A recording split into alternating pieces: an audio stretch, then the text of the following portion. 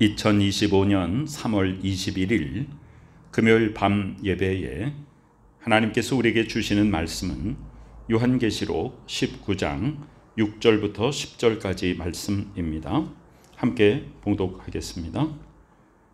또 내가 들으니 허다한 무리의 음성과도 같고 많은 물소리와도 같고 큰 우레소리와도 같은 소리로 이르되 할렐루야, 주 우리 하나님 곧 전능하신 이가 통치하시도다. 우리가 즐거워하고 크게 기뻐하며 그에게 영광을 돌리세. 어린 양의 혼인 기약이 이르렀고 그의 아내가 자신을 준비하였으므로 그에게 빛나고 깨끗한 세마포 옷을 입도록 허락하셨으니 이 세마포 옷은 성도들의 옳은 행실이로다 하더라.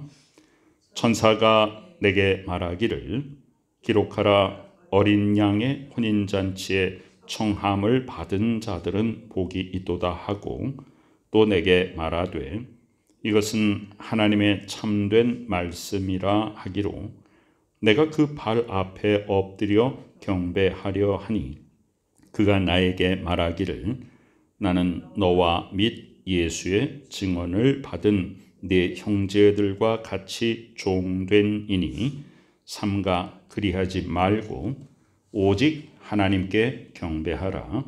예수의 증언은 예언의 영이라 하더라. 아멘. 허다한 우리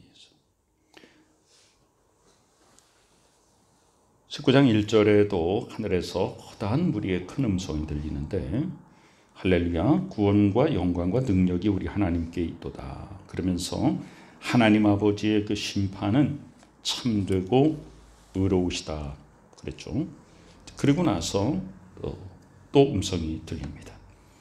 허다한 무리의 음성과도 같고 많은 물소리와도 같고, 우리 찬양집 중에 많은 물소리라는 찬양집이 있잖아요.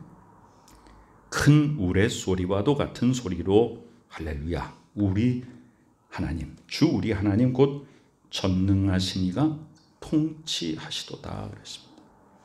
하나님 나라의 백성이라는 것은 뭐냐 하면 하나님의 통치권을 그 통치권 아래서 순종하며 그 통치권 자체를 기뻐하는 사람들이 바로 하나님 나라의 백성입니다. 다니엘서 10장 6절에 이 모습이 묘사되어 있습니다. 그의 몸이 황옥 같다. 얼굴은 번갯빛 같다. 눈은 횃불 같다.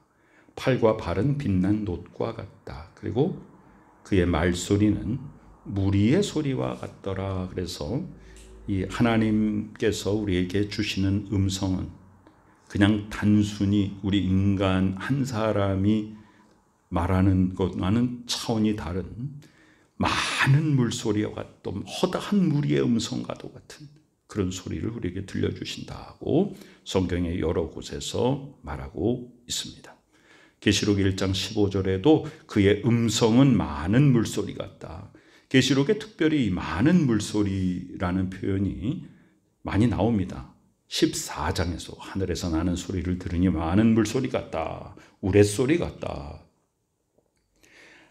그 다음에 이 6절에서는 5절까지는 하나님의 심판에 대해서 말했고요. 6절에는 하나님이 통치하신다 그랬습니다. 시편 97편 1절에는 여호와께서 다스리신다. 그러니까 땅은 즐거워하고 허다한 섬은 기뻐할지어다. 이 구약 성경에서 바다야 섬 이렇게 섬과 바다가 나타나면 그건 굉장히 선교적인 그런 단어입니다. 그래서 구약 시대에도 이미 이스라엘 유대민족뿐 아니라 이방 나라 온 세계 열방을 향한 이 복음의 확장이 구약 성경에도 많이 드러나 있습니다. 7절에 우리가 즐거워하고 크게 기뻐하며 그에게 영광을 돌리세.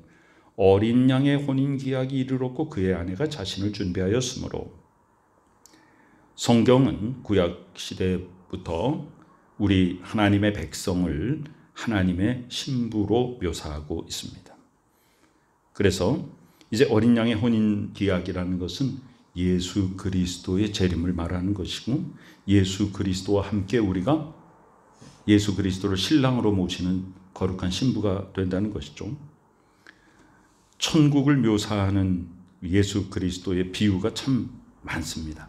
마태복음 22장에 천국은 마치 자기 아들을 위하여 혼인잔치를 베푼 어떤 임금과 같다 그랬죠. 그때에 밖에 나가서 사람들을 초대하잖아요. 근데 초대장을 이미 받았던 사람들은 나는 일이 바빠서 못 온다고 자꾸 그러죠. 그래서 이 임금이 나가서 길에 있는 사람 아무나 막 불러와라. 불러왔는데 예복을 입지 않은 자가 있었다. 그 예복은 바로 잔치집 입구에 주인이 준비해 놓은 것입니다. 자, 우리가 준비하고 예배할 게 하나도 없습니다. 하나님이 다 준비하고 이미 마련해 놓으셨고요. 우리는 그저 순종하면 됩니다.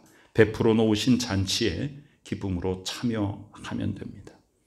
예복을 입지 않았다라고 하는 것은 예수 그리스도의 보혈의 피로 덧입지 않았다는 것입니다. 유명한 말씀이 있지 않습니까? 예수 그리스도의 비유에서 마지막에 하시는 말씀이 청함을 받은 사람은 많지만 택함 받은 사람은 적다 그랬죠. 복음은 온 세계 만방에 다 전파되었지만 그 복음을 듣고 순종하여서 예수 그리스도를 개인의 구주로 영접하고 하나님의 자녀가 된 사람들은 그리 많지 않습니다. 또한 마태복음 25장에는 신랑이 오기를 기다리는 이 신부의 들러리들, 그래서 10처녀의 비유가 나오지 않습니까? 그 5처녀는 지혜로워서 미리 등잔에 기름을 충분히 준비했고, 어리석은 5처녀는 등잔만 있고 기름이 다 떨어졌습니다. 그래서 그들이 기름을 사러 간 사이에 신랑이 왔다. 그래서 준비하였던 자들은 함께 혼인잔치에 들어가고 문이 닫혀버렸다. 그리고 문이 닫혀버렸다는 것을 유심히 봐야 됩니다. 구약시대에 노아의 방주에 문이 닫혀버렸습니다. 소돔 성이 무너질 때 롯의 가족들 외에 어느 누구도 구원받지 못했습니다. 기회를 주었지만 사람들이 전부 배척했습니다. 예수께서 뭐라고 그러셨습니까? 내가 다시 올 때도 이와 같으리라 그랬어요. 노아의 때와 같으리라. 세상의 복음이 다 전파되었는데 사람들이 믿지 아니하고 하나님을 배척하고 있다가 마지막 때에는 문이 닫혀버립니다. 계시록 21장에도 보면 이제 우리가 21장에 가면은 새 예루살렘이 나타나는데요.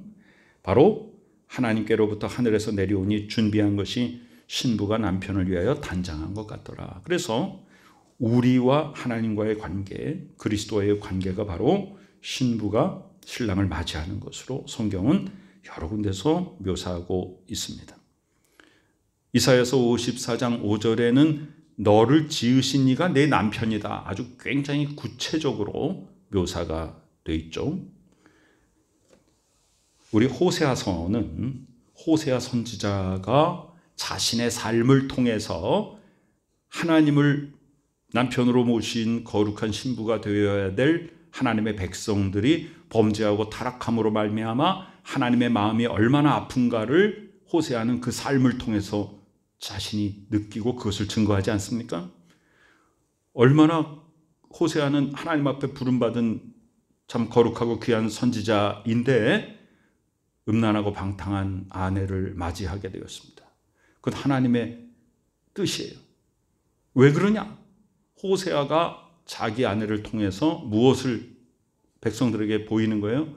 이와 같다. 이와 같다. 백성들이 이와 같다. 하나님의 마음을 이렇게 아프게 한다. 도망가면 또 가서 잡아오고 도망가면 또 가서 잡아오고, 그것은 백성들이 범죄하면 하나님께서 또 가서 사랑으로 보듬어 주시고 은혜와 긍휼을 베풀어 주시는 것이 반복되는 겁니다. 그러다가 마지막 뭐예요? 바로 당신의 독생하신 외아들 예수 그리스도를 보내주셔서 그 목숨을 바로 죄인들을 위해서 내어주신 것 아닙니까? 하나님께서 호세아서에서는 이렇게 말해요. 내가 네게 장가들어 영원히 살 것이다. 공의와 정의와 은총과 긍휼이 여김으로 내게 장가들며 진실함으로 내게 장가들리니 내가 여호와를 알리라. 그래서 하나님과 우리의 관계를 이렇게 묘사하고 있습니다. 자, 이제 8절에 그에게 빛나고 깨끗한 세마포 옷을 입도록 허락하셨다. 이 세마포 옷은 성도들의 옳은 행실이다. 이 세마포는 아주 정결하고 깨끗한 흰 천으로 된 그런 옷을 말하죠. 그래서 그 세마니까 뭐 말 그대로 하면은 곱게 짠 그런 배로 된 옷이다. 세마포 옷이죠. 예수 그리스도께서 바로 무덤에서 그 세마포 옷을 두르고 계시다가 무덤에 세마포만 입고 예수님은 부활하셨죠. 이것은 의의 옷이다. 선한 옳은 행실이다. 시편 132편 9절에 주의 제사장들은 의의 옷을 입고 주의 성도들은 즐거이 외쳐라 했는데요. 이 의의 옷이 바로 예수 그리스도로 옷 입는 것입니다. 이사야 61장에도 구원의 옷을 내게 입히신다. 구원의 옷을 입히신다. 의의 옷을 입혀주시고 구원의 옷을 입혀주시고 공의의 겉옷을 더하신다. 9절에 이제 천사가 내게 말하기를 기록하라. 어린 양의 혼인잔치에 청함을 받은 자들은 복이 있다. 이렇게 말하고 또 내게 말하되 이것은 하나님의 참되신 말씀이라. 그래서 누가복음 14장에 보면은 예수께서 돈 많은 부자에게 뭔가 베풀면 그 사람이 능력이 있기 때문에 그 베푼 사람에게 더 많이 갚아버리면 내가 베푼 것이 무슨 소용이 있겠는가. 차라리 갚을 것이 없는 가난한 자에게 베풀라. 그래서 하나님의 나라에서 떡을 먹는 자는 복되도다. 이렇게 말씀하십니다. 이것은 바로 이 당시에 스스로를 가진 것이 많은 사람은 무엇을 비유한 것이냐면 스스로 거룩하다 여기고 스스로 의롭다 생각하는 외식하는 사람들이요. 갚을 것이 없는 가난한 자라고 하는 것은 심령을 비운 자들. 나는 죄인으로소이다 라고 스스로 죄인임을 고백하는 그 사람이 진정 의인이다 말씀하시죠. 예수께서 말씀하시잖아요. 스스로 의인이다 여기는 자는 죄인이고 죄인임을 깨달은 자는 바로 의인이다. 이렇게 말씀하시지 않습니까? 요한복음 9장에서 날 때부터 시각장애인을 고치시고서는 사람들에게 뭐라고 말해요? 너희들이 지금 본다고 생각하면 그러면 소경이다. 그러나 난 못 봅니다. 말하면 눈 뜬 것이다. 라고 완전히 역설적인 말씀을 하는 것입니다. 지금 우리는 이 말씀을 깊이 생각해 보아야 됩니다. 나는 내 스스로를 누구라고 생각하느냐? 나는 의인이라고 생각하느냐? 그러면 죄인인 것이고 나는 정말 죄인입니다. 베드로가 예수 그리스도를 만나서 어떤 고백합니까? 나는 죄인입니다. 나를 떠나소서. 이 고백은 바로 그 깊은 속에서 뭐예요? 예수 그리스도를 만나서 자신이 죄인임을 깨닫게 된 것이에요. 나를 떠나소서라는 것은 뭡니까? 사실 예수 그리스도 아니면 나는 죽습니다. 예수 그리스도. 감히 죄인인 내가 거룩하신 그리스도 앞에 어떻게 같이 있을 수 있겠습니까? 그러니까 주여 나를 떠나소서라고 말했지만 그 마음속에는 뭐예요? 예수님 아니면 죄인인 나를 누가 구원해 주겠습니까? 그런 이 얘기죠.